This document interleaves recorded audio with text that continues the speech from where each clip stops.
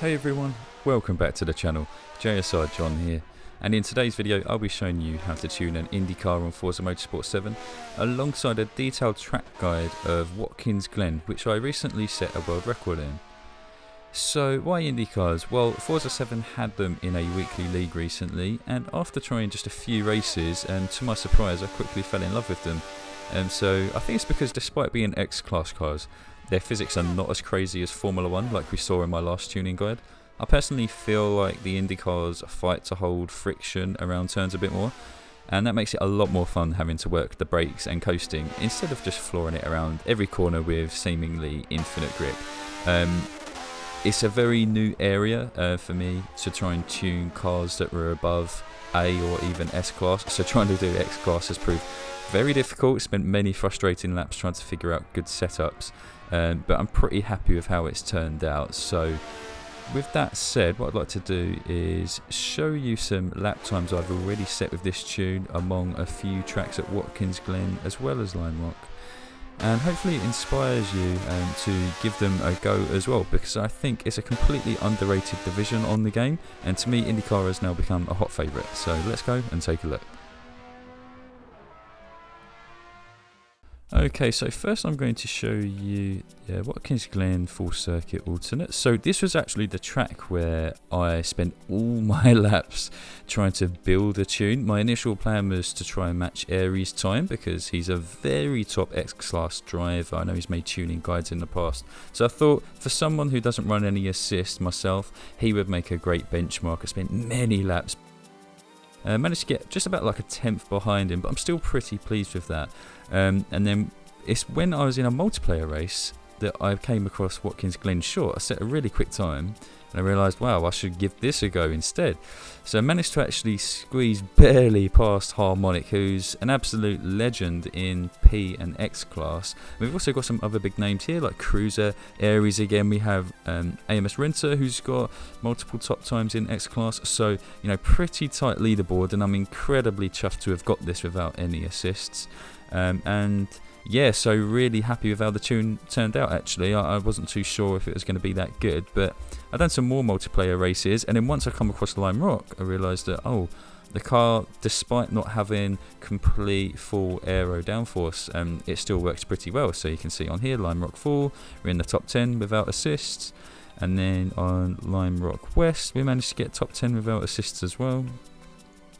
Looking over to the next Lime Rock, which is the Lime Rock South Chicane, actually got a #1 time. I know there's a couple of people, like top players, who have not really tried it yet, but I'm still really happy just to get the car that high up the board. To be honest, it beat my expectations. And then Lime Rock alternate, we're in the top 5 there. It can definitely go underneath a 44 here. I just know it. It's just about putting enough laps in, and each track I was only putting around 30 minutes in, so once I maxed out I was kind of like, yeah, I'm done. Too much IndyCar for one day. But with all of that said, as you can see, the tune it's in pretty good standing amongst some really top players.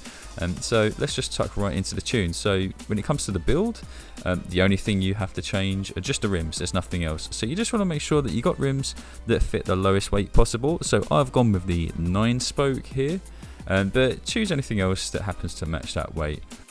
Okay, so with that done, let's now take a quick look at the tune itself. So 28.5 psi on both front and rear tyres. Final drive is 3.69, first gear 3.50, second gear 2.37, third gear 1.95, fourth gear 1.70, fifth gear 1.39, and sixth gear 1.29.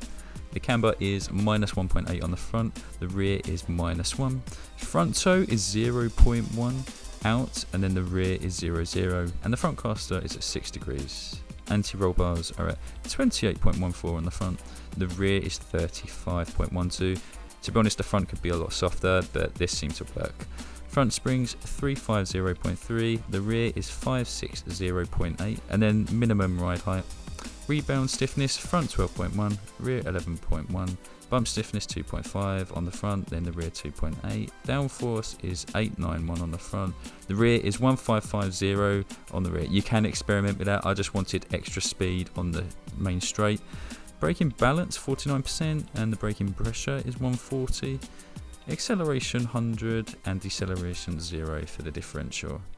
Okay, so onto the track guide for Watkins Glen short. So you want to brake after the 100 meter board, take a lot of the inside curb and extend out as far as you can whilst keeping in track limits. It's very important that you practice turn 1 a lot at Watkins Glen because it leads up to the S-bend and then the long straight, so many temps can be gained or lost depending on how you take that first turn. Now coming into the bus stop, the inner loop, you want to make sure you brake at just a 200 board, decelerate really harshly whilst coming through the chicane. You can use a bit of engine braking to help slow down. And then through the outer loop, you just try and hug the inside apex and then gradually coast your way out.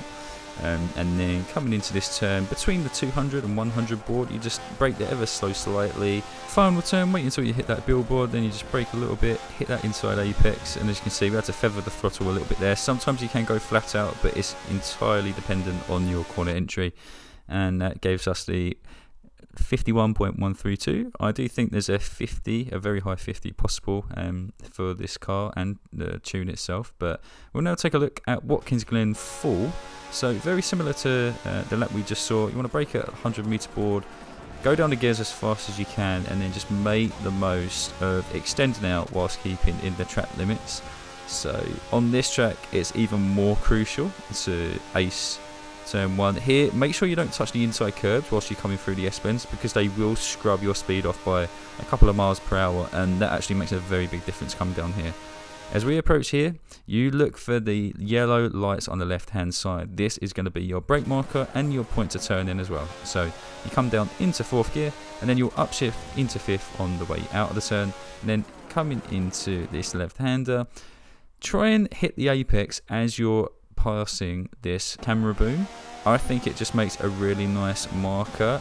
Everything's been purposely put here in the game by developers anyway, so you want to make the use of anything you can use as a visual reference whilst around this track, because I don't think the braking line is all that helpful around here.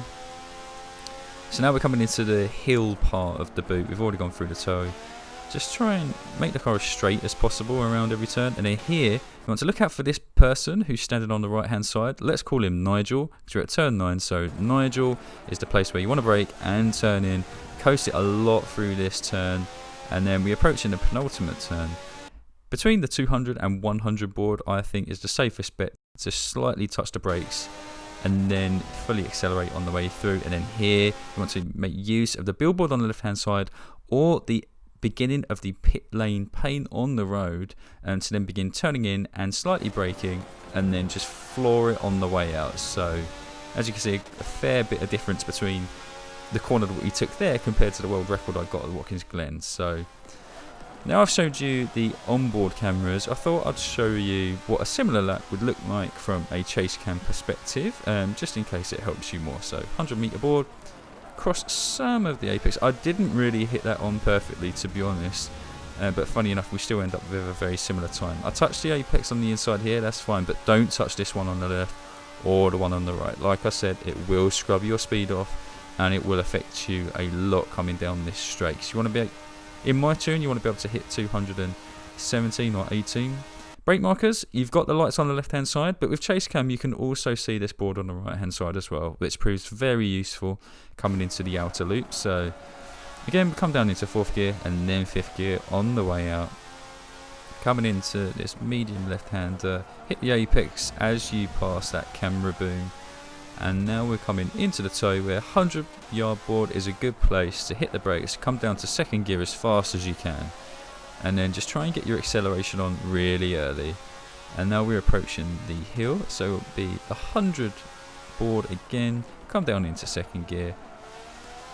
You just want to graze the apex around here, and then as we come into turn 9, we see that man, we hit the brake, and we try and hit the outside apex as we hit that last camera as well. So the camera booms actually make really nice reference points around here, and we come around this turn and try and extend. I think it could have gone a little bit faster. I think there's a world record in this tune, it is possible, it's just about putting it down, but still, I hope you find this tuning guide and track guide very useful, guys. If you like the video, please like it. If you're new to the channel, please subscribe as well, and let me know in the comments what you think of my tune or how else you go about tuning a car like this. I've got plenty more videos coming up. So until then, take care, and we'll see you in the next video.